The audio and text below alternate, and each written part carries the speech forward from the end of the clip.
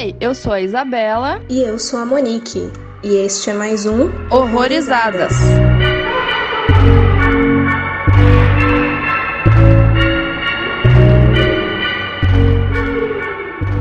Bem-vindos a mais um Horrorizadas, e hoje a gente vai falar do filme Scenic Route, de 2013, e para conversar com a gente, nós convidamos a Juliana Trevisan, que eu conheci através do Delirium, mas ela também já tá com outro projeto aí no Mulheres do Horror, ativo novamente, e diversos outros projetos também, né? Tudo bem, Ju? Tudo bem, e aí? Tudo certo. Quer falar um pouquinho dos projetos? Rapidamente, assim, eu escrevo pro Delirium já tem mais de um ano. Comecei agora a escrever pro Mulheres no Horror. E, bom, eu tenho um site também que é do selo que eu tenho aqui em São João, Del Rey. Chama Rapadura Records. E aí eu também escrevo lá algumas coisas sobre música. E é isso. Aí eu toco também, enfim, outras coisas que não são relacionadas ao terror, né? Mas... É muita tarefa.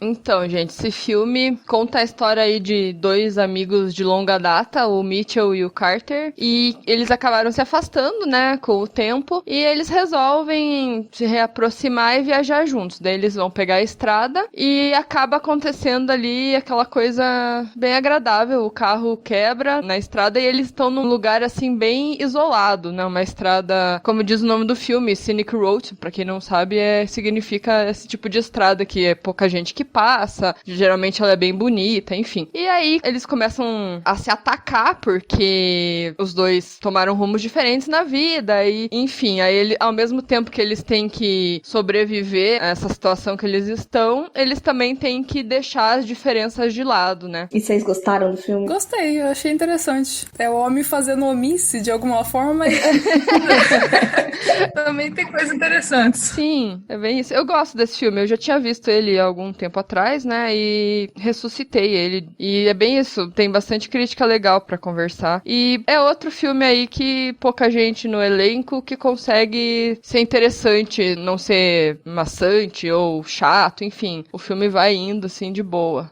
Ele é bem dinâmico, né? E, assim, eu tenho que dizer, eu gostei do filme, mas depois, quando eu fui procurar mais informações sobre ele, eu me senti mal por ter gostado, porque ele é dirigido pelo Michael e pelo Kevin Gotts, que são os diretores daquele remake horrível de Mártires. Ah, é verdade! Puta merda, é verdade. Esse fato a gente releva, esse filme nem existe. É um delírio coletivo, porra. Não. A gente ignora a existência dele.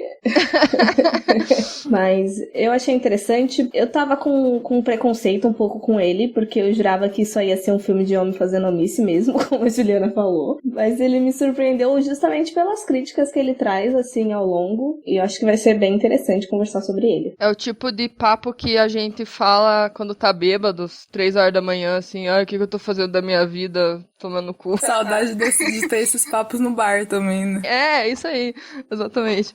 Bem naquele finalzinho de noite, quando o bar já tá quase fechando, só tá você e aquele seu grupo de amigos, vocês ficam questionando a vida e tudo mais, né? É bem isso. Não que eu já tenha passado muito por isso, mas...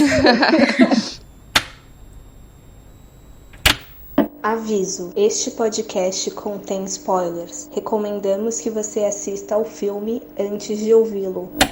Então vamos começar o filme de fato, né? Uma coisa que eu achei legal desde o início, que ele tem cenas muito longas, né? Sem cortes. E eu fiquei abismada, assim, com o discurso, com as tretas dos caras no início, porque não que se compare, mas eu lembrei um pouco daqueles monólogos do William Dafoe no Farol, que, tipo, é uma briga extensa, assim, e ele falando um monte de coisa, e sem corte nenhum, e eu, tipo, porra, tá pegando fogo, bicho. Ou o Birdman também, né? Que também tem muito diálogo rapidão, assim, é longo, né? Enfim. Sim. É muito doido. E vai cada vez mais pegando fogo, né? O bagulho vai cada vez mais ficando tenso. Porque quanto mais esquenta, literalmente, esquenta a conversa também, né? Exato. O clima externo ali, o interno, parece que um influencia o outro diretamente. Pois é. E assim, tudo começa com uma atitude muito burra, na verdade. Porque, cara, eu teria arranjado outras 1000 formas de tentar conversar com ele sem ter que provocar uma falha no carro, assim. E o cara consegue ser muito idiota, porque, mano, forçar uma situação dessas, cara, é muito sem noção.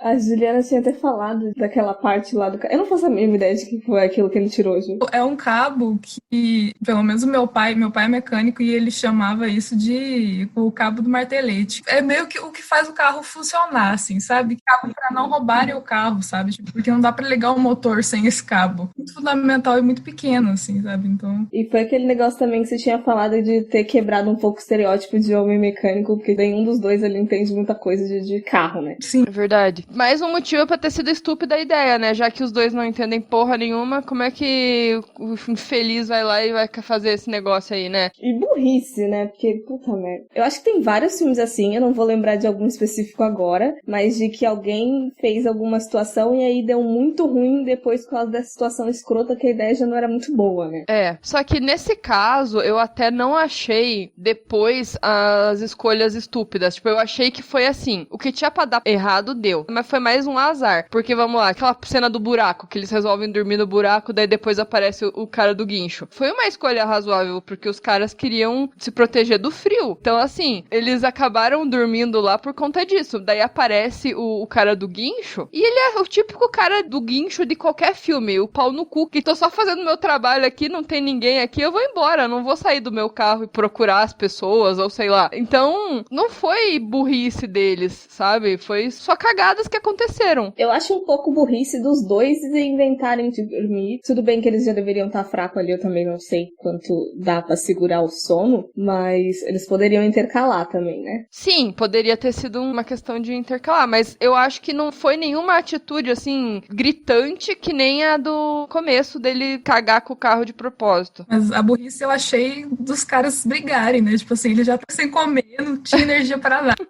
E de repente estão metendo soco um no outro, sabe? É que tem muito a ver ali também com os dois serem frustrados com as vidas, por mais que eles não queiram aparentar, né? Daí entra toda naquela questão, que quando o Carter vai falar todas aquelas verdades pro Mitchell, ele tá certo em partes, né? Eu acho que o Mitchell não quis admitir, né? Porra, eu tô numa vida ali que eu não queria, né? Eu queria estar fazendo outras coisas. E ele acaba descontando todas as frustrações no Carter, ao mesmo tempo que ele não tem coragem de admitir que fez cagada mesmo em escolher a vida que ele tá seguindo, né? Então, acabou, acho que os dois ali, por muita frustração, acabaram se pegando no tapa mesmo, fazendo omisse, né? Eu acho que é muito também do acúmulo, assim, porque é justamente o que você tava falando. Eles também tinham, assim, uma questão internalizada de um pro outro, de achar que o outro tava fazendo um monte de escolha errada, mas nenhum dos dois estava confortável na própria situação que tava. Então, foi aquele cúmulo de duas coisas. Tanto inveja do outro, por não ter conseguido atingir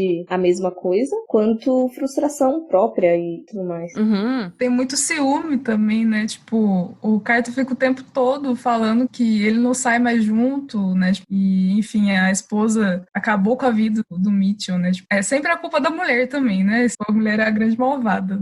Sim. É, como se ele não pudesse responder por ele mesmo, né? Eu acho que assim, todo mundo teve ou tem um amigo que fez que nem o Mitchell ou uma amiga, enfim, que se afastou por causa da família ou por causa de alguém. E no caso do Mitchell lá, ele adotou um cachorro e ele é alérgico. Aí parece que do ponto de vista do amigo, ele virou o capacho da mulher. Mas não é bem assim, as pessoas têm como escolher, né? Ele que escolheu ser assim, né?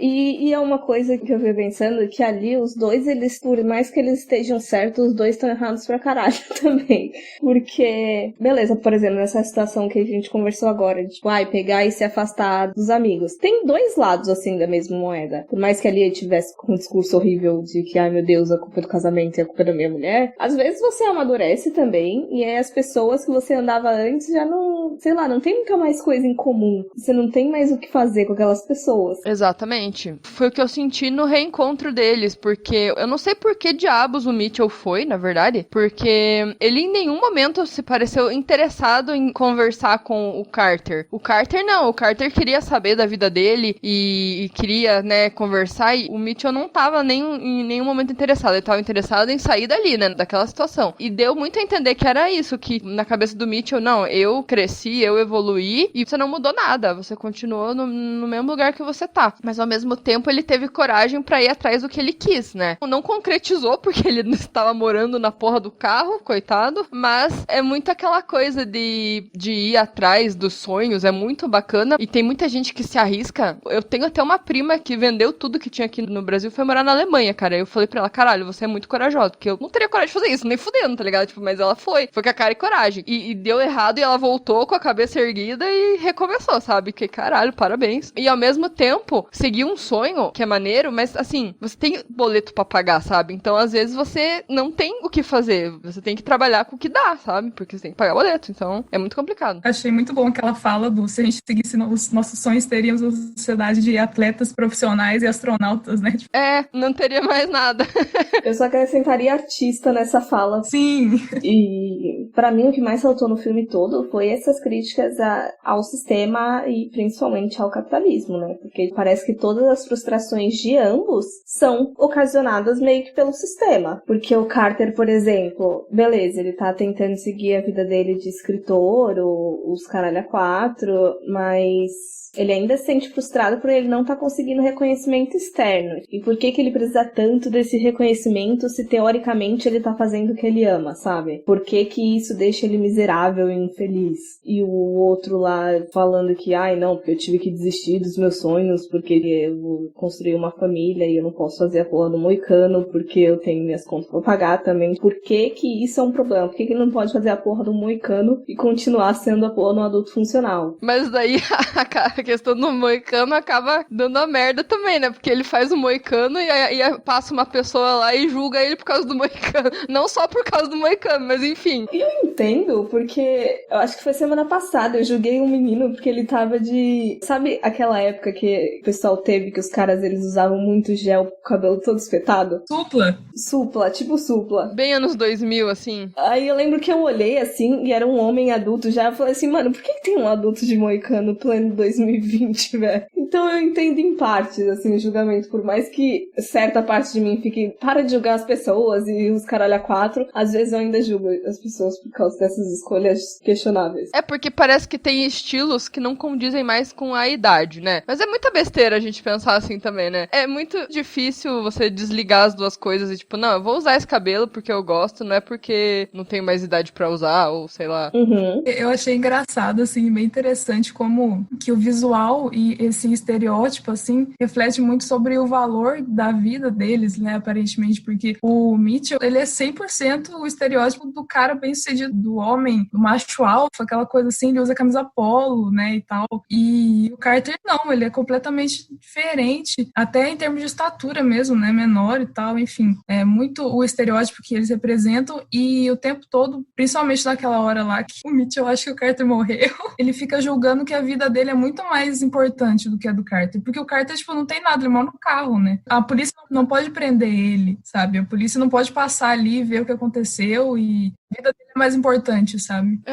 Ninguém vai lembrar dele. Que ele ia estragar a vida dele perfeita também, porque ele matou uma pessoa que teoricamente não fez falta pra sociedade, assim. Exatamente. E eu também achei legal aquela analogia que eles fazem com as chaves, tipo, o número de chaves que você tem é o número de responsabilidades. O Carter, né, pergunta ali por que ele não sai do casamento infeliz, né, porque daí tem um certo momento o Mitchell se abre pro Carter de vez, assim, né, conta tudo, assim, que tá errado, e o Carter pergunta, não é, mas por que então que você tá nesse casamento, né? Ele mostra as chaves, querendo dizer que tem muitas responsabilidades, que não é tão simples assim. E o Carter, como enxerga a vida muito mais simples, porque tá de fora da situação, meio que dá uma solução ali pra ele, né? Mas não é bem assim que funciona, né? E um bagulho que eu me irritei um pouco com o Carter, no começo, na verdade, eu tava odiando muito o Carter, era aquele lance de ficar jogando a ex-namorada pro Mitchell, né? Eu achei bem escrotinho, assim, da parte dele, tipo, por mais que ele não gostasse da atual esposa que ele nem conhecia, do nada trazendo um negócio, não, porque a Karen pensa muito em você, ela vive falando de você, e vive a pó. Eu acho que eu teria socado a pessoa nessas situações. Claro, foi idiota, porque o Mitchell, né, seguiu em frente, né, seguiu com a vida. O Carter ficou julgando a vida do Mitchell sem, ao menos, entender, né, porque ele julga muito. E a Karen, querendo ou não, ela na história ali ali, por mais que ela não apareça, ela é um elemento meio que, não digo importante, mas faz uma diferença no filme, porque assim, aparentemente ela era o amor da vida do Mitchell, né? Fica claro que ela terminou com ele, e o Carter comenta que 4 meses depois ele tá com a Joanne. Nessa parte eu achei até meio confuso quando ele fala pro Mitchell isso, você terminou com a Karen, mas daí depois você já tá com a Joanne. Porque assim, é confuso porque então o Mitchell já estava trabalhando quando ele tava com essa Karen. Porque pra mim faria muito mais sentido se o término com ela fosse aquele ponto de reinício, sabe? Agora eu vou tomar jeito e vou arranjar um emprego e vou parar de sonhar com um rockstar. Aí, pra mim, não ficou meio confuso essa parte, sabe? A Karen é parte do passado, mas ele já tava trabalhando com outra coisa e ficou, eu não sei, não entendi muito bem. Ficou confuso. O que eu achei meio zoado é porque, no caso, o Carter, ele gosta da Karen porque ela não tentava mudar o Mitchell, digamos assim. Provavelmente ela aceitava todos os sonhos que poderiam não dar certo dele. Tanto é que o Carter continua com uma amizade com essa tal Karen, né? Eu achei, meu Deus, você só quer que seu amigo se relacione com mulheres que tipo, não vão interferir ou, sei lá, não vão fazer a mínima diferença na vida deles. Toda essa questão do Carter batendo na tecla da Karen, eu achei, tipo, meio zoada.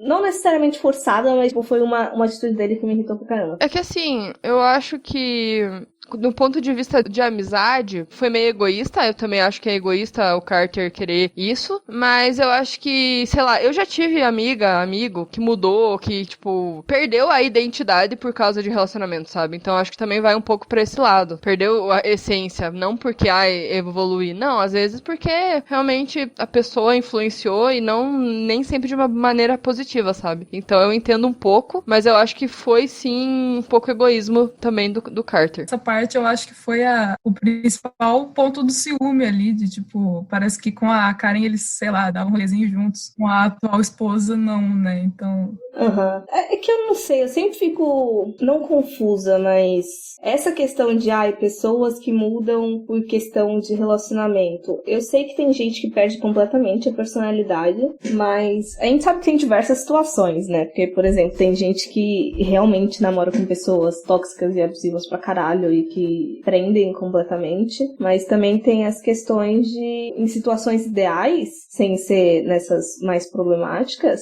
teoricamente todas as pessoas têm livre-arbítrio, né? Então acho que às vezes rola muita culpabilização e, tipo, tornar o companheiro, ou companheira, whatever, como um vilão, sendo que seu amigo que tá, às vezes, fazendo uns bagulho meio merda, assim, de, tipo, ele não quer mais sair, ou sei lá. Sim, eu acho que tem a ver com relação tóxica de amizade também. Às vezes você se afasta do seu amigo porque ele foi tóxico e, tipo, o seu namorado é muito mais legal e muito melhor pra você, né? Então você vai se afastar. Mas eu acho que nesse caso foi o julgamento do Carter, porque depois a gente descobre no final que ele fala, ela não é o que eu pensava. E daí ele também fala, ela disse a mesma coisa de você. Mas também dá a entender que o Mitchell se afastou da própria família. E isso ficou também complicado, porque, tipo, é a família do cara e eles não se veem mais. Deu a entender que foi por causa dela. Então a gente, no começo, fica estranho mesmo. Tipo, nossa, mas por que, né, que ele se afastou de todo mundo e se fechou ali? Eu acho que seria interessante, de repente, falar mais dessa família do Mitchell, porque tem família que é foda também.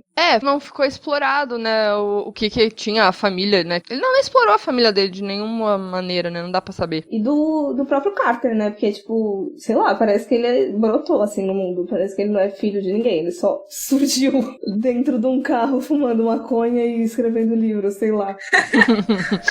É verdade. It's just that you go your whole life with everyone yelling at you to follow your dream and to never give up, but to be honest, if everyone followed their dreams, we'd be a planet of pro athletes and astronauts. You know, there's got to be someone there to clean the toilets, am I right?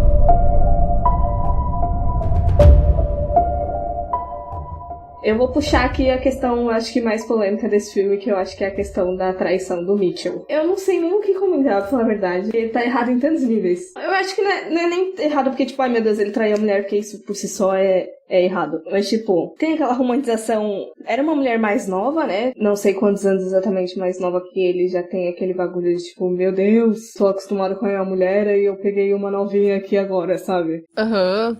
aquele papo de homem. Sim, aí ele começa a justificar, né, ai meu Deus, a gente transou não sei quantas vezes e eu acho que eu não faço isso com a minha mulher atualmente durante um mês. Vai tomar no seu cu, porque primeiro, ela provavelmente deve estar broxada pra caralho com você, porque você dá motivo pra caralho pra ela estar broxada com você. Segundo, que eu tenho certeza que você faz um total de zero coisa pra melhorar essa situação. Eu acho que casamento é meio a meio, né, cara? Os dois têm que se esforçar pra dar certo, né? E parece que o Mitchell já começou errado, porque é muito comum homem casar despreparado, sabe? Tipo, só casar por casar. E daí, assim, é óbvio que vai dar bosta e, tipo, é injusto com a pessoa, sabe? Que tá com você. Cara, não casa. Se não quer casar, não casa, mano. E vai lá e casa pra seguir um padrãozinho, sei lá, por que motivo que casou. Tipo, aquela coisa impulsiva. O Carter até falou, cara, tipo, mano, você entrou em pânico e foi atrás da primeira mulher que você viu. E é verdade. Aí dá muita dó dela, porque dá a entender que, tipo, ela deve estar sofrendo pra caralho com esse relacionamento. E ela é responsável por tudo, assim, né? Ela tem que ser responsável por eles transarem, ela tem que ser responsável pela criança, tem que ser responsável pela casa, sabe? Tudo, assim. E ainda tem que arranjar um tempo para ficar fazendo exercício pra ficar com um corpo igual de 10 anos atrás, porque senão ele não vai sentir tesão suficiente nela. Essa parte é muito o discurso que, cara, é direto isso, né, que, tipo, acontece. É muito triste, na verdade, pensar que é muito comum isso, né, tipo, as pessoas perderem a atração pela outra por conta da aparência, né. Aí por isso que um monte de mulher fica se matando aí, de não come, não se achando, se odiando por conta disso, sabe? Sim. Fazendo um monte de procedimento estético absurdo. Não é nem pra elas, né, tipo, a maioria faz por conta dos outros, né, por causa de homem, ou enfim, porque alguém fez um comentário e ela não gostou e, eu tô feia, vou lá mudar. Nunca é pela pessoa, né? Muito foda isso. Essa parte me fez pensar muito na parada cultural, assim, da indústria do pornô mesmo, sabe? Que o cara não consegue ter atração numa mulher adulta que teve um filho, sabe? Como se fosse um problema mesmo. Tipo assim, parece que homem não gosta de mulher de verdade, né? Parece que gosta de Photoshop. Compra uma boneca inflável, então pronto. Pra mim, o que saltou bastante foi essa questão de que mulher, teoricamente, não pode envelhecer, né? Qualquer sinal de idade, de que você passou pelas questões naturais da vida, como, por exemplo, gravidez, assim. Natural no sentido de pode acontecer, e não que seja obrigatório, mas enfim. Ela passou, é natural que o corpo dela tenha resultados perante a isso, caralho. A porra numa criança enchendo tua barriga durante eras, e vai mudar, e isso é natural. Você não tem que, tipo, esconder todos os resultados disso, porque, nossa, eu não vou ser mais desejável perante a sociedade. A sociedade tem que aceitar que as mulheres envelhecem também. Ou estria, ou então ruga, ou então cabelo branco, a puta que pariu. Mano, acontece. O peito cai, entendeu? Tudo cai, é gravidade, tá aí constantemente. E tipo, ele, tudo bem envelhecer assim, foda-se, mas ela tá proibida, assim, envelhecer, ela tá proibida de demonstrar sinais de idade, foda-se. E quando ele tenta justificar o porquê que ele traiu, né? Porque até então, assim, nossa, ele falou, porque a menina me chamou pra jantar e eu não fui. Pensei melhor, tive um negócio na consciência e fui pro meu quarto. Aí a minha mulher ligou e daí eu, puta merda, aí eu vou lá. Daí, tipo, parece que a ligação da mulher fez ele mudar a cabeça dele, assim, como se fosse culpa dela, porque ela ligou porque ela queria resolver um problema lá. E assim, cara, é de novo aquela coisa, porra, você tá num casamento cheio de responsabilidades, arque com as responsabilidades, não é porque você tá cheio de responsabilidade que você pode ir lá e fazer o que você fez, né, pô, transar com a outra lá. Assuma, seja homem pra assumir, né, ou sai fora, que nem o Carter falou, não quer casar, divorcia, né, mas não fica fazendo essa palhaçada, porra. Uhum. O discurso todo dele é culpando, tipo, a mulher, assim, que ela não tá mais tão atraente, e às vezes eu broxo, mas enfim. Aí ele fala, eu não quero parecer superficial, mas você está parecendo, você está. Você é! E o Carter ainda fala, você sabe que a culpa é sua, né? E assim, né, não é porque ela envelheceu, tá com a barriga maior por causa da gravidez, que significa que ela deveria estar menos atraente pro cara, né? O cara casou com ela porque, teoricamente, ele ama ela, porra. Então, né, pelo amor de Deus. Sim. E, tipo, quem garante que ele tá a mesma coisa também todos os anos, velho? Já passou isso pela cabeça? Ele pode broxar por outros motivos também. Não precisa ser só ela, sabe? Pois é. É foda que a gente não vê o lado dela no filme, né? Não tem ela no filme pra se defender, né? Então, é só o ponto de vista do cara ali. Eu acho que eles até tentaram dar uma redenção, assim, pra ela, que, tipo, o Carter fala, tipo, ela não é tão pior quanto eu imaginei, assim, ou coisa parecida. Supondo que a gente não percebesse ou que a gente não tivesse esses nossos conceitos, assim, de notar todas as problemáticas, você vai achar que ela é uma pessoa horrível em todos os aspectos e o pessoal é uma menina normal, assim, ela casou e eles estão enfrentando problemas consideravelmente normais durante um casamento, mas ele endemoniou ela de um jeito absurdo. Eu acho que até seria interessante indicar esse filme e perguntar a opinião masculina sobre essa questão, pra ver o que eles iam falar. Se eles iam culpar a mulher por conta disso, tipo, eu perdi meu amigo aqui, eu dou razão pra ele, ou se eles iam ver essa questão. Ia ser interessante ver a perspectiva de algum homem sobre isso. E é muito romantizado, sei lá, toda essa questão da traição e muito de boys will be boys, assim, de ele só tá sendo homem, então vamos passar, assim, a mãozinha na cabeça dele, porque, tadinho. Eu acho que esse assunto de traição, nesse aspecto, é muito errado, porque isolando a parte da aparência, eu não consigo mais ter ereção por causa da minha mulher, que ela não tá mais bonita, mas a parte do motivo que ele traiu o principal, que dá a entender que foi porque ele estava cheio da vida de casado, parece que é uma coisa comum quando você está num relacionamento infeliz isso acontecer, sabe? Aí, assim, são N coisas que podem chegar você a fazer isso, mas eu também senti que eles quiseram passar isso, essa questão de, tipo, pessoas em relacionamentos infelizes tendem a procurar outras pessoas. Isso é muito comum, sabe? Acontecer isso. Mas é bem problemático isso, assim, porque, tipo, você pode só terminar, sabe? É meio que como se você garantisse aquela pessoa como a pessoa que te aceita, assim, sabe? Então você transa com outra e você fica, sei lá, sendo mimado por outra, saca? E aí isso é horrível. É muito injusto com outra pessoa, sei lá.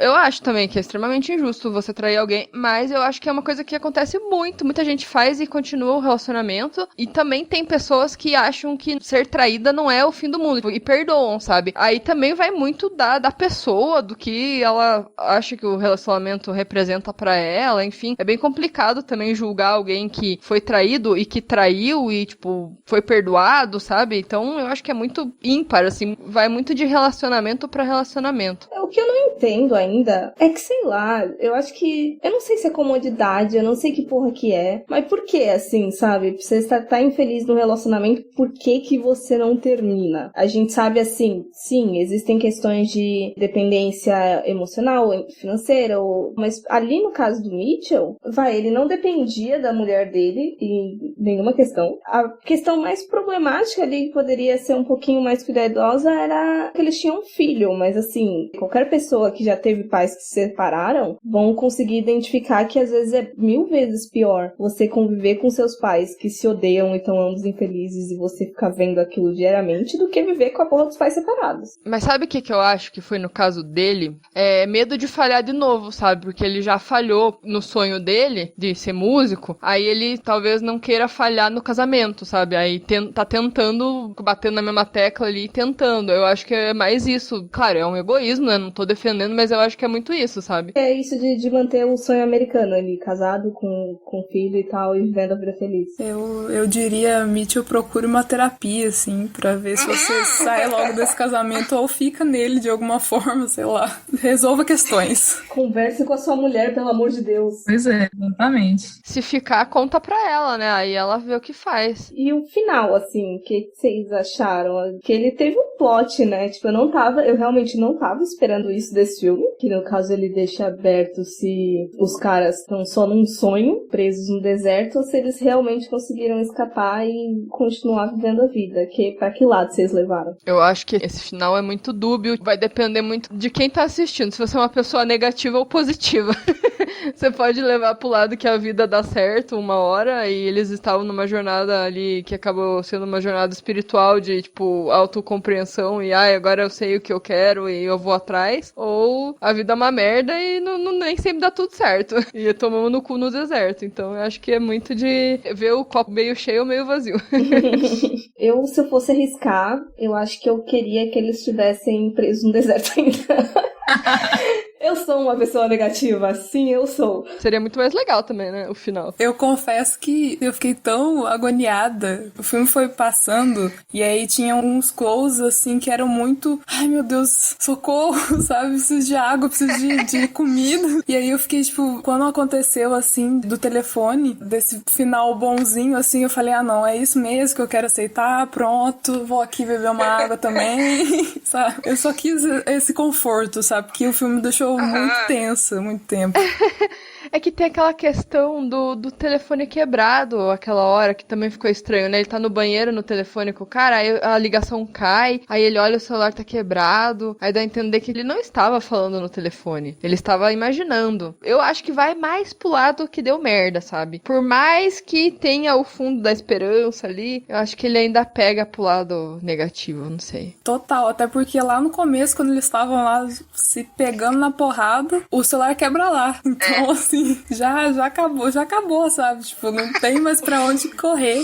Eu tinha até esquecido disso, pra falar a verdade. Tipo, eu tava aceitando que eles tinham, assim, sobrevivido até a hora realmente fatídica do banheiro, que aí o Mitchell pergunta e tudo mais. Aí eu falei, ah, não, eles estão presos. Se marcar, eles ainda, sei lá, nem viajaram ainda, sabe? Estão todos usando droga no meio da estrada e tu não esbaçou de uma brisa. Mas, olha, eu ainda bem que teve um plot pra deixar uma dúvida, porque senão eu teria gostado bem menos desse filme, se não fosse isso, sabe? Porque daí, saíram, a vida deu tudo certo, está tudo bem. E por mais que tenha dado tudo certo e tá tudo bem, obviamente rolou algum estresse pós-traumático neles e eles estão ali paranoicos se ainda saíram do deserto. Então, tipo, mesmo assim não deu tudo certo. Exato. E assim, eu acho que, por mais que eles sobrevivessem dali, eles não iam continuar amigos. Eu não acho que ia ser uma dessas situações de que a gente romantiza de tipo, eles passaram por um momento muito difíceis agora e agora eles vão melhorar a vida deles e a amizade vai ser fortalecida. Tipo, pau no cu, a gente sabe que na real eles vão parar de se falar, o Mitchell vai continuar no relacionamento feliz, ele não vai falar nada pra mulher e ele vai trair a mulher dele de novo. Era isso que ia acontecer na vida real. Foi um final feliz de fantasia, conto de fada, né? Tirando a parte da paranoia ali, estou vivo ou não, estou no deserto ou não, né? Nem ia fazer muito sentido se o filme acabasse feliz, assim, tipo, só com o final feliz, porque é o filme que critica muita coisa dessa felicidade, né? Então não ia ter porquê. Ainda bem que não foi assim, na verdade. E eu acho que esse questionamento, ele tanto pode ser levado pra um questionamento da realidade literal, no sentido deles estarem conscientes nos desertos ou eles terem seguido a vida deles, ou então por uma questão mais metafórica do que, tipo, o que é realmente a realidade, assim, no sentido de quem eu sou, onde eu realmente queria estar, ou o quanto das coisas que eu faço é um desejo inerte meu, o quanto eu só estou me sentindo pressionado pela sociedade, ou então até isso das dualidades das questões, porque como a gente falou mais lá pro início, os dois estavam, tipo, certos ou errados, então enquanto uma mesma coisa pode ser uma coisa boa pro Mitchell, pode ser uma coisa ruim pro Carter. Sim, eles tinham inveja da vida um do outro, por mais que eles também, em partes, tivessem orgulho da vida que eles estavam, né? Muito dualidade em tudo ali, assim. O filme inteiro, assim, você fica, meu Deus, o que está certo? Tirando a parte da traição, né? O que está certo? O que é interessante que, tipo, o filme é realmente 100% dualidade, né? Os dois estereótipos completamente diferentes e, tipo, o calor do deserto suportável de dia e o freezer à noite, né? São dois extremos também. Até a escolha do lugar foi interessante. Tô aqui pensando que talvez o Carter pode ter morrido aquela hora mesmo e aí o Mitchell que teve as ilusões todas também. É mesmo. Às vezes ele só pode tá preso, de repente, quem sabe. Olha ali, mais interpretações. Carter morreu, certeza. Final alternativo do diretor. Não tinha cena pós-crédito? Será que a gente não viu? Part of me believes that we never made it out of that desert. That we're just lying there, overcome. And this is just all part of our imagination.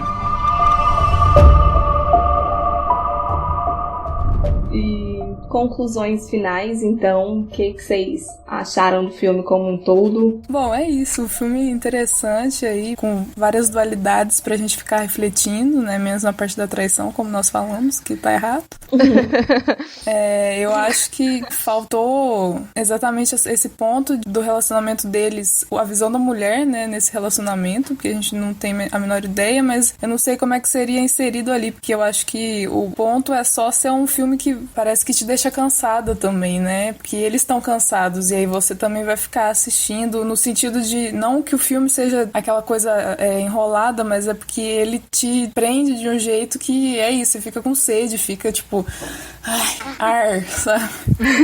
Então talvez se tivesse mais pessoas nesse cenário assim, talvez não fosse tão interessante, não sei. Verdade. Enfim, as Críticas ao sistema são bem interessantes, assim, eu gostei bastante. É o tipo do filme que, como ela falou, do negócio da sede, assista com uma garrafinha de água do lado, porque vai dar sede. O filme é agoniante pra caralho, mas assim, ele sustenta muito bem nos conflitos, nas brigas ali, gostei muito, até é engraçado, né? Tem umas coisas cômicas também, tipo o Mitchell todo cagado, vomitando com aquele cabelo bizarro, parece um coqueiro ambulante lá, e daí chega perto da mulher e a mulher vaza. Achei muito engraçado aquilo, sério. Enfim, o filme é engraçado, o filme é tenso, um mix de sensações e muita crítica bacana mesmo. Eu acho que acabei gostando do filme mais depois que ele acabou, no sentido de ficar pensando nessas críticas que ele fez no meio, porque eu acho que ele começou muito 100%, não necessariamente por causa das tretas ali, que o filme começa já meio que pelo meio, que eles saem na mão, né? Mas no início o clima eu acho que tava bem tenso, assim, as discussões dele, tava tudo muito acalorado, e aí depois eu senti que ele deu uma perdida de ânimos, digamos assim, ficou tudo mais monótono e tal. Não sei o quanto disso foi proposital, mas eu tava um pouquinho entediada mais pro meio. E aí teve o final que foi marcante, assim. Então, o meio eu realmente só consegui gostar mesmo depois que o filme acabou, que eu fui pensando nas coisas que eu absorvi, né? Tipo, tava meio chato pra mim, ao menos. Mas eu acho que é uma boa recomendação. Eu acho bem interessante. Eu queria muito ler tudo que as pessoas forem falar sobre esse filme, porque eu acho que envolve muito os nossos conceitos mesmos de vida pra julgar aquelas pessoas. É verdade. Muita percepção de cada um mesmo. Então acho legal, espero que vocês assistam esse filme aí. Eu achei interessante colocarem uma pessoa conhecida, que é esse menino aí, esse Josh, que já foi aí uma carinha aí de Hollywood, faz tempo que eu não vejo, mas ele tem uma carinha conhecida. E colocar num filme bem aleatório, que nunca vi ninguém falando dele, na verdade. E gostei disso, mas sei lá, acho que é isso. E, Ju, se as pessoas quiserem saber mais de você e dos seus projetos, onde é que elas conseguem te encontrar? Bom, tem algumas arrobas aí do Instagram, algumas várias talvez, mas o meu perfil pessoal é o Trevisan com 3 R's. Tem o Mulheres no Horror, que é mulheres.no.horror, e o Rapadura Records, que é Rapadura Records, eu acho interessante assim. E eu tô no site do Delirium, né, que aí é só procurar lá Juliana Trevisan, mas leiam todos os textos que vocês acharem lá, porque são muito bons, a galera é muito boa. São mesmo. Ju, valeu aí por conversar com a gente sobre o filme. Eu que agradeço, fiquei feliz demais por vocês me chamarem e foi muito massa, muito divertido fazer isso. Mais futuro a gente tenta marcar outro filme doido aí. Show. Sim. E sigam a gente nas redes sociais também, que estamos na maioria delas, né? A gente tá no Instagram, no Twitter, Facebook. Tem o site horrorizadas.com e estamos todas as quintas no Bom Som Web Rádio. Isso, 18 horas. E é isso então, os links da Ju vão estar todos na descrição. Não esqueçam de seguir a gente. E até o próximo episódio, gente. Obrigada, Ju. Tchau, galera. Valeu. Tchau, galera. Até mais.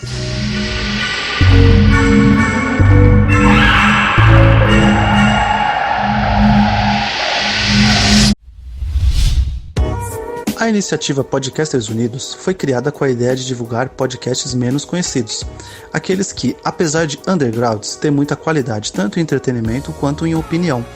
Por aqui você tem a chance de conhecer novas vozes que movimentam essa rede.